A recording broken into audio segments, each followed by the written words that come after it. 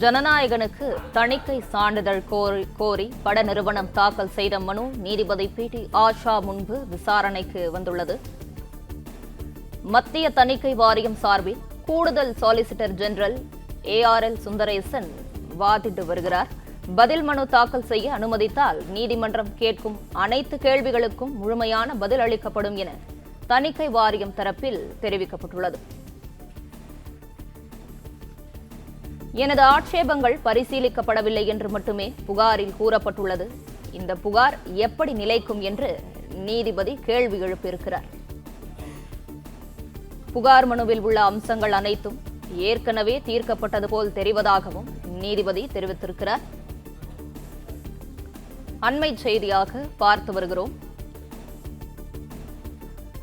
ஜனநாயகன் படத்திலிருந்து தணிக்கை குழு அறிவுறுத்தல் படி நீக்கப்பட்ட காட்சிகள் எவை என்று உயர்நீதிமன்றம் கேள்வி எழுப்பியிருக்கிறது. ஜனநாயகன் படத்திற்கு எதிராக வந்த புகார்களின் விவரங்களையும் உயர்நீதிமன்றத்தில் தணிக்கை குழு தாக்கல் செய்தது. ஜனநாயகனுக்கு தணிக்கை சான்றிதழ் கோரி பட நிறுவனம் தாக்கல் செய்த மனு நீதிபதி பி.டி. ஆஷா முன்பு விசாரணைக்கு வந்துள்ளது.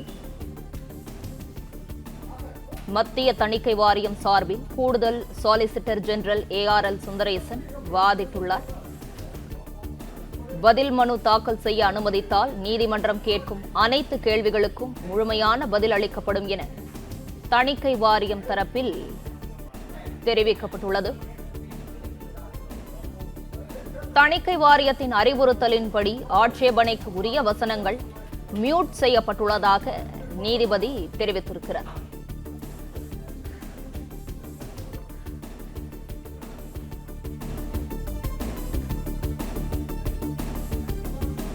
அண்மை செய்தியாக பார்த்து வருகிறோம். ஜனநாயகன் படத்திற்கு தணிக்கை சான்றிதழ் வழங்க உத்தரவிடக் கோரிய வழக்கு சென்னை உயர்நீதிமன்றத்தில் விசாரணைக்கு வந்துள்ளது. ஜனநாயகன் படத்திலிருந்து தணிக்கை குழு அறிவுறுத்தல் படி நீக்கப்பட்ட காட்சிகள் எவை என்று உயர்நீதிமன்றம் கேள்வி எழுப்பியுள்ளது. ஜனநாயகன் படத்திற்கு எதிராக வந்த புகார்களின் விவரங்களையும் உயர்நீதிமன்றத்தில் தணிக்கை குழு தாக்கல் செய்தது. ஜனநாயகனுக்கு தணிக்கை சான்றிதழ் கோரி பட நிறுவனம் தாக்கல் செய்த மனு நீதிபதி பி.டி. ஆஷா முன்பு விசாரணைக்கு வந்துள்ளது. இதுகுறித்தான கூடுதல் விவரங்களோடு இணைந்திருக்கிறார் செய்தியாளர் மகேந்திரன். விவரங்கள். ஜனநாயகன் படத்திற்கு UA சான்று வழங்க முடிவு செய்த பின் மறு ஆய்வுக்கு அனுப்பியது ஏன் என்று நீதிபதி கேள்வி கேட்டிருக்கிறார்.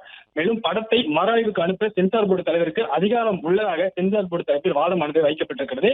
இந்த ஜனநாயகன் படத்தை இந்த தணிக்கை குழு இதுவரை சான்றிதழ் வழங்கவில்லை என்று தயாரிப்பு நிறுவனம் நீதிமன்றத்தில் வழக்கு தொடர்ந்திருந்தது. நேற்றும் இந்த வழக்கு விசாரணைக்கு வந்திருந்தது. அதன் பிறகாக வழக்கு சில தணிக்கை குழுக்கு சில கேள்விகள் கேட்கப்பட்டு நீதிபதி இந்த வழக்கை விசாரணையை தள்ளி வைத்திருந்தார். இன்று இந்த வழக்கு விசாரணை தற்பொழுது தொடங்கி நடைபெற்று வருகிறது. இதில் பல்வேறு கேள்விகளை மீண்டும் நீதிபதி முன்வைத்திருக்கிறார். தணிக்கை வாரியத்தை சேர்ந்த அந்த சொலிசிட்டர் ஜெனரல் மீண்டும் தனது தரப்பு வாதங்களை வைத்து வருகிறார். படத்தில் பாதுகாப்பு படைகளின் சில சின்னங்கள் பயன்படுத்தப்பட்டுள்ளதாகவும் எனவே பாதுகாப்பு படைகளின் சேர்ந்த நிபுணர்களிடம் ஆலோசனை பெற்றிருக்க வேண்டும் என்று சென்சார் போர்டு தரப்பில் தற்பொழுது இந்த வாதமானது வைக்கப்பட்டு வருகிறது. என்னென்ன பிரச்சனைகள் இருக்கிறது, எதற்காக UA சான்றிதழ் தற்போது வரை கொடுக்கப்படாமல் இருக்கிறது என்று நீதிபதி தொடர்ந்து கேள்விகளை முன்வைத்து வரக்கூடிய நிலையில் தணிக்கை வாரியம் தரப்பில் அவர்கள் தரப்பில் இந்த நீதிபதியிடம் தங்கள் தரப்பு விளக்கங்களை தற்பொழுது அளித்து வருகிறார்கள்.